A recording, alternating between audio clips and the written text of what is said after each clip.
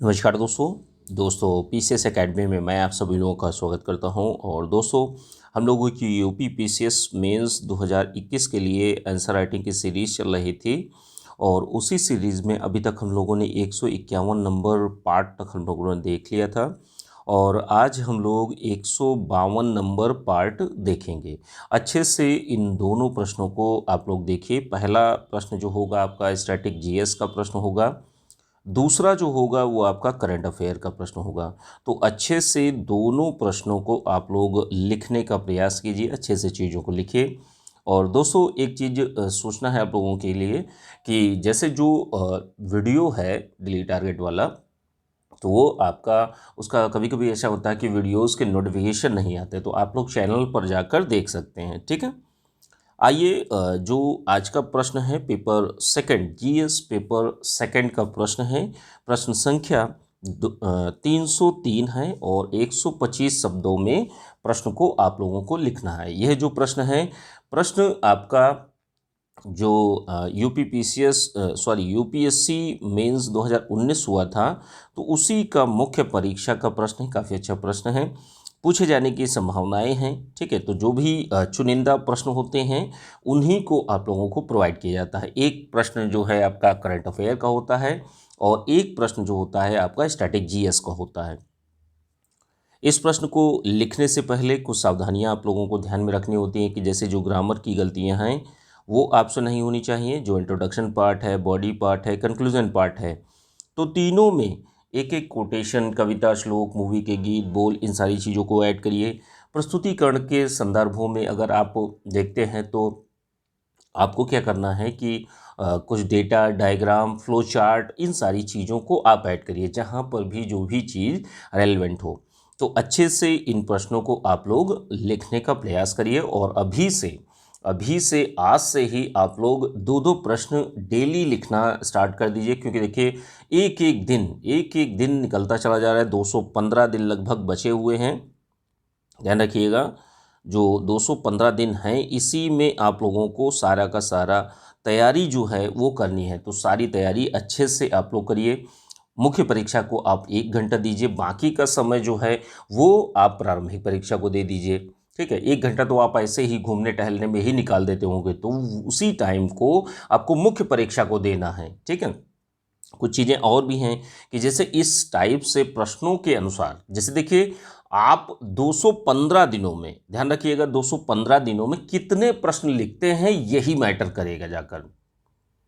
क्योंकि देखिए वहां पर आपको लिखने कितने प्रश्न हैं। एक पेपर में 20 प्रश्न आएंगे, 10 प्रश्न आपके 125 शब्दों में और 10 प्रश्न जो होंगे आपके 200 शब्दों में होंगे। और मुख्य परीक्षा इन्हीं जीएस के पेपर, हिंदी, ऐसे और ऑप्शनल के बेसिस पे ही आपका सिलेक्शन होगा।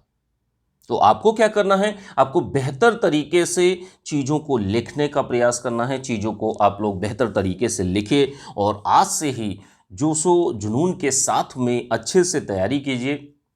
मोटिवेशनल के लिए जैसे होता क्या है कि 1-2 दिन के बाद में आप लोगों का जोश जो है वो थोड़ा सा डाउन होने लगता है। तो इसके लिए आप पढ़ाई से जुड़े रहें, पढ़ाई से चीज़ों को करते रहें। इसी के लिए जो आपका मोटिवेशनल वीडियो था, अभी नहीं तो कभी नहीं, ठीक है, तो उस वीडियो को आप लोग बार बार देख सकते हैं। जब भी आपको आवश्यकता लगे कि हाँ मेरी पढ़ाई डिस्टर्ब हो रही, मेरी पढ़ाई नहीं हो रही, तो उस वीडियो को आप लोग देख सकते हैं, आपको बहुत फ़ायदा मिलेगा।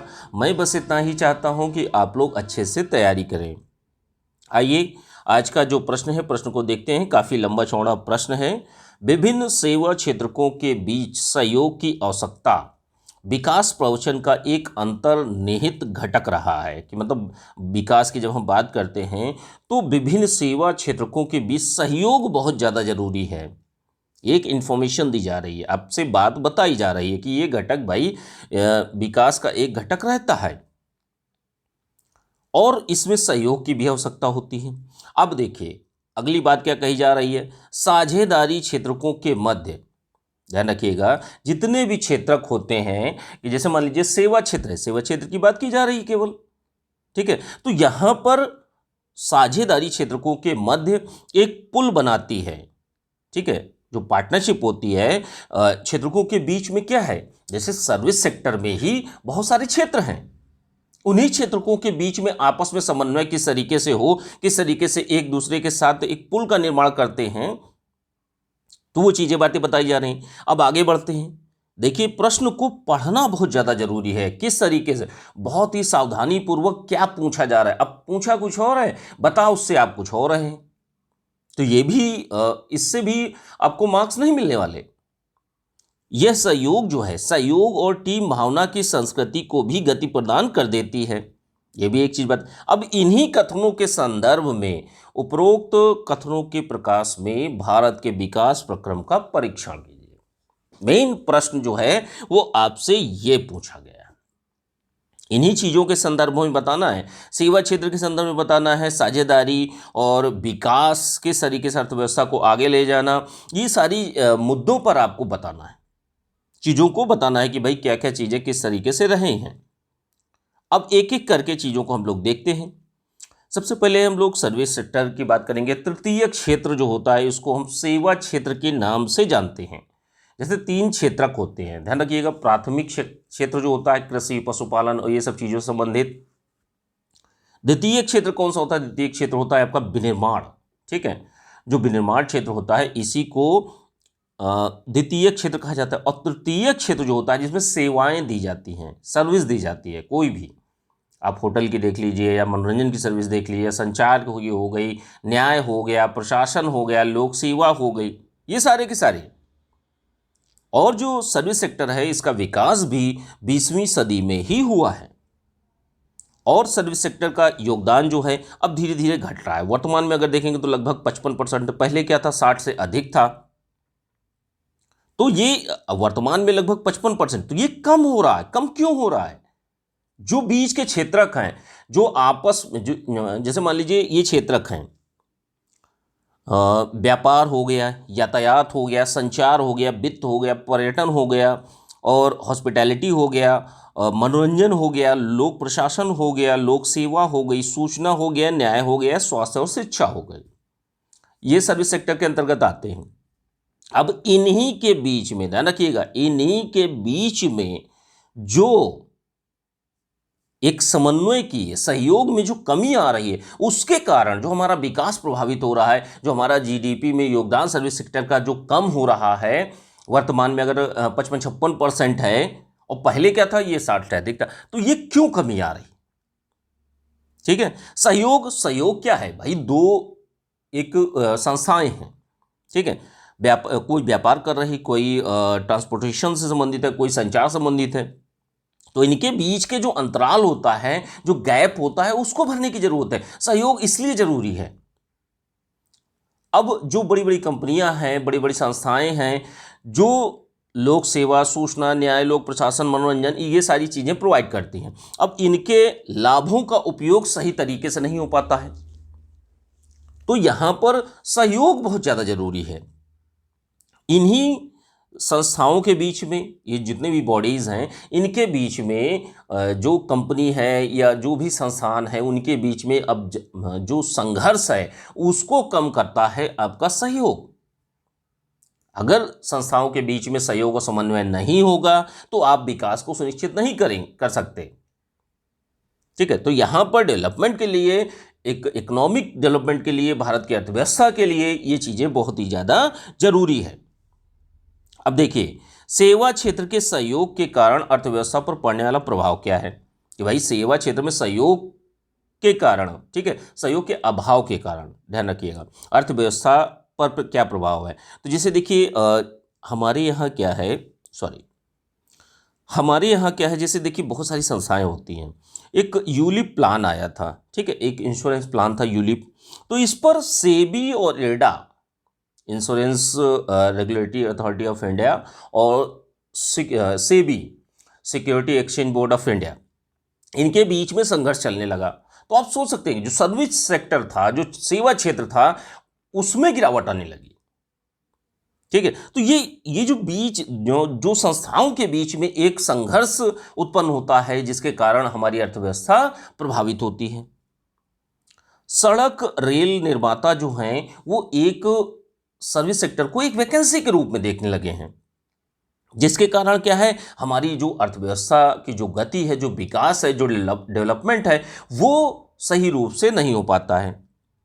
इन चीज़ों को हम देख भी सकते हैं स्वास्थ्य क्षेत्र में, सेवा क्षेत्र में। तो ये क्या है, जितनी भी संस्थाएं हैं आपस में कोऑर्डिनेशन ही नहीं करती, समन्वय ही नहीं करती, सहयोग ही नहीं करती। इसके कारण क्या होता है, बहुत सारा भ्रष्टाचार होता है। ठीक है, जहां पर धन जाना था, जो पैसा जाना था, वहां पर नहीं पहुंचता। तो ये, अब भाई उपयोग आप किसी और चीज के लिए कर रहे हैं, और शिक्षा क्षेत्र में आप देश के विकास के लिए कर रहे हैं, लेकिन वो घोटाले में ही जा रहा है। तो ऐसी भी चीज हमें दिखाई देने लगी। अगली चीज क्या है, अगली चीज है सेवा क्षेत्र के लिए एक एकीकृत मॉडल परिवहन की अवधारणा को साकार करना। क्योंकि अगर आप इन सेवा सर्विस सेक्टर को और अच्छे से बढ़ाना चाहते हैं, अच्छे से लाभ लेना चाहते हैं, तो आपको एकीकृत मल्टी मॉडल परिवहन की अवधारणा को अपनाना होगा। अब जैसे बहुत सारी संस्थाएं होती हैं, जैसे बैंकिंग संबंधित एक चीज को सोचिए, बैंकिंग है, आधार कार्ड संस्था है, यूनिवर्सल आईडी यूआईडी, और मोबाइल अभिकर्ता। अब इन तीनों के बीच में है एक ही सर्विस, लोगों को सर्विसेज मिल रही हैं, बैंकिंग। अब उसमें एक मोबाइल नंबर भी लगना है, उसमें आधार कार्ड भी लगना है, और उसमें एक बैंकिंग की सेवाएं भी, बैंक भी इन्वॉल्व है। तो तीनों के बीच में अगर समन्वय नहीं होगा, तो आप सोच कर देखिए, क्या सर्विस अच्छी तरीके से काम कर पाएगी? नहीं कर सकती। और क्या है, सरकार के द्वारा जो डेवलपमेंट है उसको सुनिश्चित किया जा सके, इसके लिए अनेक कार्य भी किए जा रहे हैं। जैसे जो जल संसाधन और पेयजल मंत्रालय है, इनका विलय किया जा रहा है। इनके प्रयासों को समन्वित रूप से बेहतर करने का प्रयास किया गया है। हमारे यहाँ जितने भी सर्विस सेक्टर से संबंधित विनियमन कानून हैं, तो उनका क्रियान्वयन सही तरीके से होना बहुत ही ज़्यादा जरूरी है। तो इस तरीके से चीज़ें हमें बतानी हैं, किस तरीके से जो आपका सर्विस सेक्टर है, जो सेवा क्षेत्र है, तो इसका सहयोग जो कम हो रहा है, उसके कारण अर्थव्यवस्था पर क्या प्रभाव पड़ा है। ठीक है, तो इस तरीके से मात्र 125 शब्दों में ही आप लोगों को लिखना था। ठीक है, 125 शब्दों में आप लोग अच्छे से इस प्रश्न को लिखने का प्रयास करिए। इसकी पीडीएफ आप लोगों को जो यूपीपीसीएस मेंस 2021 का जो बैच चल रहा है, उसी में आप लोगों को मिल जाएगी। और जो लोग भी इच्छुक हो अपना ज्वाइन करने के, तो ज्वाइन कर सकते हैं। नंबर है 9140085178। इस नंबर पर आप लोग मैसेज करके जानकारी ले सकते हैं। आइए दूसरे प्रश्न में चलते हैं। आज का दूसरा प्रश्न जो है आपका करंट अफेयर का प्रश्न है। प्रश्न संख्या 304 है, और 125 शब्दों में आप लोगों को प्रश्न को लिखना है। लिखने से पहले वही सावधानियां कि जैसे जो ग्रामर की गलतियां हैं वो आपसे नहीं होनी चाहिए। जो इंट्रोडक्शन पार्ट है, बॉडी पार्ट है, कंक्लूजन पार्ट है, तो तीनों में एक एक कोटेशन, कविता, श्लोक, मूवी के गीत, बोल, इन सारी चीज़ों को ऐड करिए। अच्छे से जो प्रश्न है, प्रश्नों को लिखने का प्रयास करिए। इसके साथ में कुछ डेटा, डायग्राम, इन सारी चीज़ों का भी उपयोग करिए और अपने उत्तर को बेहतर बनाइए। आइए आज का जो दूसरा प्रश्न है, प्रश्न को देखते हैं। करंट अफेयर का प्रश्न है। प्रश्न संख्या 304 है। 125 शब्दों में आप लोगों को लिखना है। अभी हाल ही में देखिए, डेटा केंद्र नीति 2020 को समझाइए तथा इसके महत्व को स्पष्ट कीजिए कि आखिर ये डेटा केंद्र नीति जो है 2020, ये है क्या और इसका इम्पोर्टेंस क्या है। दोनों चीज़ें आप लोगों को बतानी है, बेहतर ढंग से बतानी है, बेहतर तरीके से बतानी है। अब देखिए, सबसे पहले चीज़ों को समझते हैं। दो पार्ट में समझना है। डेटा केंद्र नीति 2020 क्या है, और इसके बाद जो डेटा सेंटर जो बनाए जा रहे हैं इसके माध्यम से, तो डेटा केंद्र नीति 2020 जो है यह क्या इम्पोर्टेंस रखती है, तो इन चीज़ों के बारे में बताना है। अब देखिए, हाल ही में इलेक्ट्रॉनिक्स एवं सूचना प्रौद्योगिकी मंत्रालय के द्वारा एक डेटा केंद्र नीति 2020 का मसौदा जारी किया गया है। अब इसमें क्या है, इसमें यह है कि जैसे जो हम लोगों का डेटा होता है, जो जनता का डेटा होता है, उसको सुरक्षित रखा जाएगा।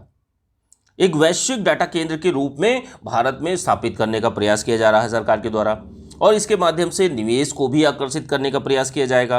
अब ये है क्या भाई, ये डेटा केंद्र नीति, इसके अंतर्गत क्या होगा। इसमें देखिए, जो चीज़ें हैं, जैसे डेटा सेंटर बनाए जाएंगे, जगह जगह पर डाटा सेंटर बनाए जाएंगे, और ये डेटा सेंटर क्या है? एक सुरक्षित स्थान होगा जहाँ पर लोगों का डेटा को संग्रहित किया जाएगा। कोई भी ऐसा सुरक्षित स्थान जो सरकार के मतलब सरकार के द्वारा यह चलाया जाएगा। ठीक है। अब इसमें देखिए दो टाइप के डेटा सेंटर बनेंगे। दो टाइप के, होगा आपका कोलोकेशन डेटा सेंटर।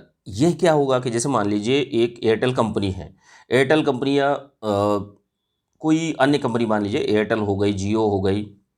अब इनके पास एक कस्टमर का डेटा रहता है, तो उस डेटा को सुरक्षित, अब ये लोग क्या कहेंगे, सरकार को कहेंगे भैया ये 10 करोड़ लोगों का डेटा है, एयरटेल कंपनी कहेगी 10 करोड़ लोगों का डेटा है, आप इसको सुरक्षित रखिए। ठीक है। तो एक इसको क्या कहा गया है? इसको कहा गया है कोलोकेशन डेटा सेंटर। ठीक है। सॉरी। एक है edge data centre. Edge data centre क्या है? जैसे मान लीजिए कोई कंपनी है, कोई ए नाम की कंपनी नोएडा में रन हो रही। अब नोएडा में इस कंपनी के साथ में बहुत सारी कंपनियां भी हैं। अब इन कंपनियों के पास में ग्राहकों का डेटा भी आता है। अब इन्हीं के आसपास यहीं अगले बगल या कुछ दूरी पर ये छोटे छोटे डेटा सेंटरों का निर्माण किया जाएगा, जिसको कहा गया है एज डेटा सेंटर। समझ गए? तो यहां पर जो बातें हैं, एज डेटा सेंटर, यह ग्राहक के निकट ही संग्रह केंद्र होगा। इसमें जाकर आप अपना डेटा सुरक्षित कर सकते हैं, कंपनियां भी सुरक्षित कर सकती हैं। ठीक है। तो इस तरीके से जो डेटा केंद्र नीति है, डेटा को सुरक्षित करने के लिए जो बिग डेटा है और डेटा एनालिसिस, ये सारे के सारे कार्य जो हैं, इस जो डेटा केंद्र नीति 2020 का मसौदा है उसमें ये सारी बातें कही गई हैं। और डिजिटल रूप से जो हमारी अर्थव्यवस्था है उसको बढ़ाना। भाई सारी की सारी डिजिटल हो रही ना चीज़ें। आप पहले खतौनी अगर निकलवाने आते थे तो भाई आपको हार्ड रूप से मिलती थी, ठीक है, कागज़ पे और सारी चीज़ें लिख कर। अब क्या है, पेपर और इन सारी चीज़ों का बस केवल सीधे आप ऑनलाइन ही अपना प्रिंट करा सकते हो चीज़ों को। तो ये सारी की सारी सुविधाएं डिजिटल अर्थव्यवस्था को हमारे देश में बढ़ावा देने के लिए प्रयास किया जा रहा है। अब देखिए डेटा सेंटर का महत्व क्या होगा। डेटा सेंटर का महत्व इतना होगा कि जो देश की बढ़ती मांग है कि भाई जो हमारे यहाँ डेटा है इतना, इसको किस तरीके से सुरक्षित रखा जाए, लोगों का डेटा किस तरीके से सुरक्षित रखा जाए। जैसे आधार का डेटा है या अन्य डेटा है, ग्राहकों का डेटा है, टेलीकम्युनिकेशन का डेटा है, और आपका संचार क्षेत्र का डेटा, अन्य क्षेत्रों का डेटा जो है, तो इन चीज़ों को कैसे सुरक्षित रखा जाए, ये देश की जो बढ़ती मांग है इसको पूरा करता है। अब जैसे देखिए हमारे यहाँ अगर कुछ डेटा की बात करते हैं तो जैसे 1.15 बिलियन जो लोग हैं वो मोबाइल उपयोग करता है, मोबाइल यूज़र्स हैं। 661 मिलियन जो लोग हैं वो ब्रॉडबैंड यूज़र्स हैं। 376 मिलियन सोशल मीडिया यूज़र्स हैं और 564 मिलियन इंटरनेट उपयोग करता है। अब इनका डेटा आप सोच के देखिए, इनका डेटा किस तरीके से सुरक्षित रखा जाएगा। तो ये सारी की सारी चीज़ें, इसीलिए महत्व इसका बढ़ जाता है डेटा सेंटर का, कि इसमें सारी की सारी चीज़ों को, डेटा को संग्रहित किया जाएगा, संरक्षित किया जाएगा। जो हमारे देश के लोगों का डेटा है, डेटा की संप्रभुता, भाई हमारे देश के लोगों का डेटा जो है वो भाई हमारे देश के लोगों का है, और इस पर अधिकार क्षेत्र जो है हमारी सरकार का है। इसमें किसी दूसरे देश या दूसरी कंट्री के लोग इसमें इंटरफेयर नहीं कर सकते ना, कि भाई अब ट्विटर बोले कि भाई हम डेटा को सार्वजनिक नहीं करेंगे या हम आपको नहीं देंगे, तो ऐसा नहीं हो सकता। लेकिन हाँ, कुछ जो प्राइवेसी रूल हैं उनका भी उल्लंघन नहीं होना चाहिए। और क्या है कि जैसे हमारे यहाँ जो वृद्धि है, हमारे यहाँ देखिए लोग बहुत ज़्यादा है, ठीक है। अगर हम वैश्विक हब के रूप में भारत को इस्टेब्लिश करते हैं तो यहाँ पर वृद्धि की अपार संभावनाएं हैं, और कहा भी जाता है एक बिग मार्केट है हमारे यहाँ। 2024 तक कहा जा रहा है कि डेटा सेंटर बाजार जो है वो लगभग $4 बिलियन का हो जाएगा। कितना? $4 बिलियन का हो जाएगा। और क्या है डेटा सेंटर का महत्व, कि जो अन्य क्षेत्र हैं उनको भी डिजिटली रूप से डेटा को एकत्र कराना, उपलब्ध कराना। कि जैसे डेटा का प्रबंधन किस तरीके से कहाँ होगा, साइबर सुरक्षा, ये सारी की सारी चीज़ें जो हैं, ये सेवाएं जो हैं, ये आपके डाटा सेंटर के माध्यम से चीज़ें प्रोवाइड होंगी। ठीक है, तो इस तरीके से आप लोगों को यह जो दूसरा प्रश्न है इसको बेहतर तरीके से 125 शब्दों में आप लोगों को लिखना है। अच्छे से इस प्रश्न को आप लोग लिखिए और डेली डेली दोस्तों आप लोग ज़रूर से ज़रूर दोनों प्रश्न लिख लिया करिए, क्योंकि देखिए एक एक दिन आपकी लाइफ से निकलता जा रहा है और अगर आपने आज नहीं लिखा तो बाद में आपको बहुत दिक्कत होगी। तो इसलिए मैं आप लोगों से रिक्वेस्ट कर रहा हूं कि डेली आप लोग आंसर राइटिंग किया करिए। 1 घंटे ही मुख्य परीक्षा को दे दीजिए, बाकी समय आप प्रारंभिक परीक्षा को दे दीजिए, जिससे आपकी जो उत्तर लेखन क्षमता है वो अच्छी हो जाए। ठीक है, जो आंसर राइटिंग है वो आपकी अच्छी हो जाए। ठीक है, तो इसकी पीडीएफ दोस्तों आप लोगों को यूपी पीसीएस मेंस 2021 का जो बैच चल रहा है उसमें आप लोगों को मिल जाएगी। जो लोग भी अपना UP PCS mains batch join करना चाहते हैं ज्वाइन कर सकते हैं। नंबर है 9140085178। इस पर आप लोग मैसेज करके जानकारी ले सकते हैं। ठीक है, चलिए ठीक है, थैंक यू देखने के लिए।